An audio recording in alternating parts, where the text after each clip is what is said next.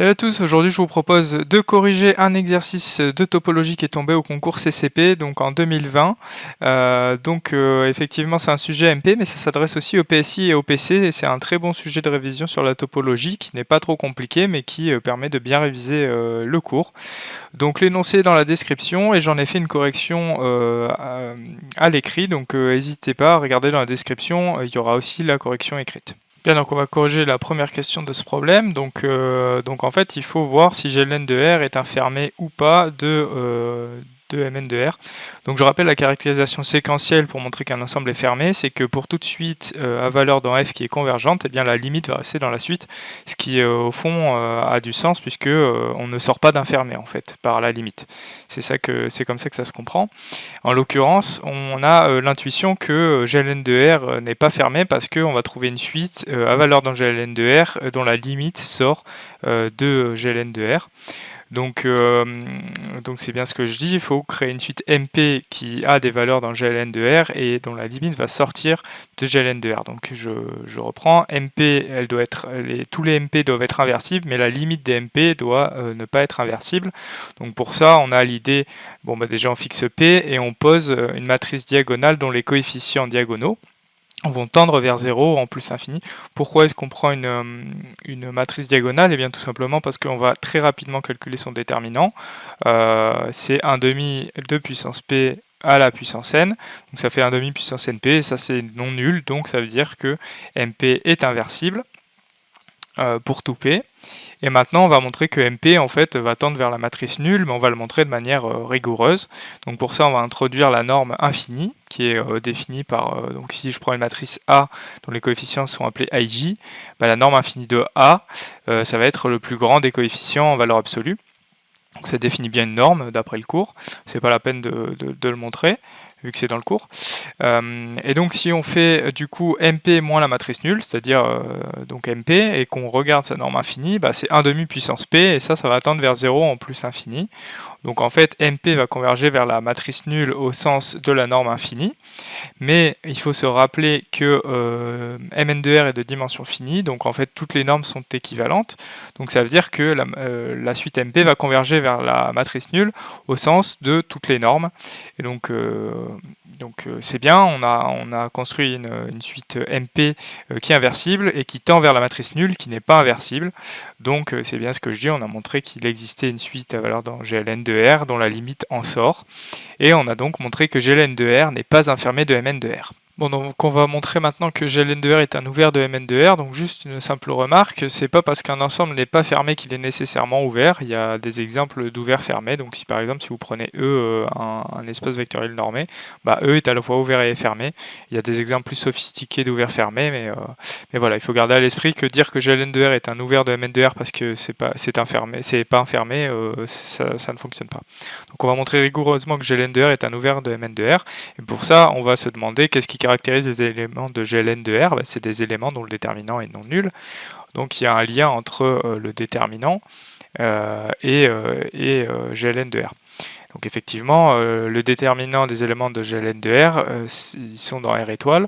Donc en fait, GLN de R, c'est l'image réciproque de R étoile par une application déterminant qu'on espère être continue. Donc il va falloir justifier tout ça. Il va falloir dire que R étoile est un ouvert aussi, ce qui est à peu près évident. Donc R étoile, c'est un ouvert puisque son complémentaire, qui est donc singleton 0, est fermé. Et déterminant, c'est une application qui est continue. Pourquoi? Parce qu'elle est polynomiale en les coefficients de la matrice. D'où est-ce que ça vient? Ça vient de la formule assez horrible avec les permutations. Donc déterminant, elle est continue. Donc au final, c'est bien ce que je dis, c'est l'image réciproque d'un ouvert par une application continue, donc par théorème, GLN de R est un ouvert de Mn de R. Bon, donc on va commencer par montrer le lemme de la question 7. Donc déjà, pour se replacer dans le contexte, il faut essayer de transformer la condition m-lambda in est inversible sur une condition du spectre. Donc en fait, m-lambda in est inversible, c'est-à-dire que le déterminant de m-lambda in est non nul. Donc ça veut dire que lambda n'est pas du coup racine du polynôme caractéristique, donc lambda n'est pas dans le spectre de m. Donc on part de cette idée-là. Je vais considérer M une matrice de Mn de R. Donc si m n'a pas de valeur propre réelle ou non nulle, on va poser ρ égale 1, de sorte qu'il n'y ait pas de valeur propre entre 0 et ρ. Sinon, je vais poser ρ comme le minimum donc des valeurs absolues de lambda, où lambda parcourt le spectre réel de m, de sorte que on n'est toujours pas de valeur propre sur 0 ρ. Donc dans tous les cas, on a bien l'existence d'un certain ρ qui est strictement supérieur à 0, tel que on n'a pas de racine du polynôme caractéristique entre 0 et ρ. Donc maintenant on est en fort de ce lemme, on va montrer que Gln de R est dense dans Mn de R, donc c'est-à-dire que si je prends une matrice M de Mn de R, eh bien je peux l'approcher par une suite de matrices MP qui sont inversibles. Donc on va montrer ça, et naturellement on va utiliser le résultat précédent. Donc je prends M, une matrice quelconque de Mn de R. Je vais utiliser le lemme forcément, donc je dissois ρ, l'élément qu'on a trouvé précédemment. Je sais que pour tout lambda compris entre 0 et ρ, m moins lambda in appartient à Gln de R, donc je peux essayer de construire une suite de la forme m moins lambda in, mais il faut que cette suite elle doit tendre vers m en plus infini, donc je vais choisir un lambda tel que lambda tende vers 0, lambda p tende vers 0 pour p qui tend vers plus infini. Donc l'idée qu'on peut prendre, c'est de poser mp donc, égale m moins ρ sur pin. Donc en fait, ρ sur p, ça va être le lambda p. Et ça, c'est correct, puisqu'effectivement, lambda p, ρ sur p est plus petit que ρ. Donc mp appartient bien à Gln de R. Maintenant qu'on a ça, il suffit de dire que MP va tendre vers M. Pourquoi ? Si je prends la norme infinie de MP moins M, c'est la norme infinie de ρ sur PIN, donc c'est ρ sur P. Et ça va tendre vers 0 en plus infini. Donc MP va tendre vers M au sens de la norme infinie, mais comme toutes les normes sont équivalentes en dimension finie, ça va tendre vers M au sens de toutes les normes. Et donc au final, on aura montré que Gln de R est dense dans Mn de R comme on voulait. Bon, donc corrigeons la question 8 qui est l'une des questions les plus dures du problème. Donc on doit montrer que le polynôme caractéristique de AB est égal à celui de BA. Donc pour ça, on montre que déjà c'est vrai si l'une des deux matrices est inversible. Et en fait, vu que Gln de R est dense dans Mn de R, c'est ce qu'on vient de montrer, on va pouvoir se ramener via des suites en fait au cas où A et B ne sont pas inversibles. Donc on va les approcher par des suites de matrices qui le sont. Donc sans plus tarder, je vais démontrer, maintenant qu'on a un peu l'idée de la démonstration.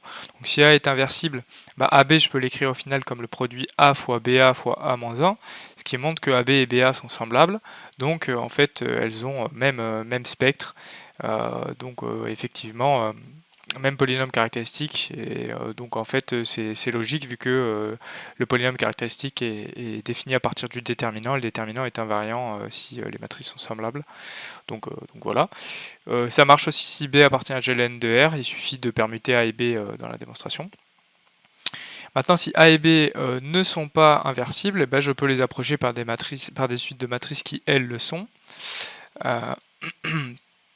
Par le cas précédent, je sais que la propriété est vraie si les matrices sont inversibles, donc j'ai qui de APBP égale qui de BP AP.